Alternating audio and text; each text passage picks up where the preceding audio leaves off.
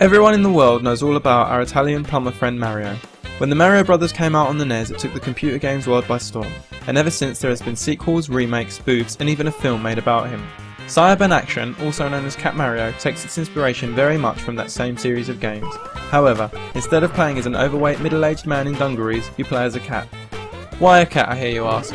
I have no idea. The game text is all in Japanese and so very difficult to understand, unless of course you read Japanese.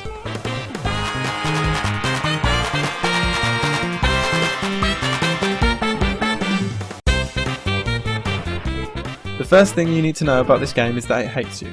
It wants you to fail, and fail you will. Over and over again you will die. It is the most frustrating game that man has ever created and will have you pulling your hair out. I did manage to complete this game in the end, but unfortunately had to cheat to get past 2 parts of the game. If I didn't look at a walkthrough, I don't think I would have been able to complete it. I maybe should mention that I also had about minus 200 lives when finally completing it.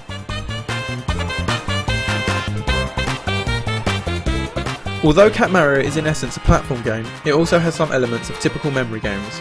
In memory games, you generally have to remember a sequence of events, and every time you remember the previous sequence, an additional action gets added. This makes the difficulty increase every step of the way. Cat Mario is the same, in that whenever you pass an obstacle you will most likely die at the next. You then have to remember all the previous obstacles plus the new one to get past it, and on to the next obstacle.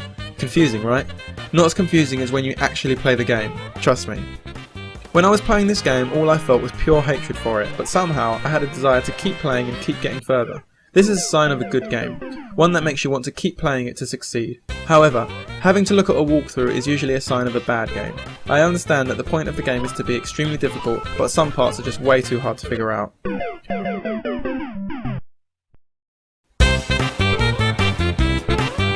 When playing this game, you can't help but laugh when you die. This then turns into anger and hate for the game.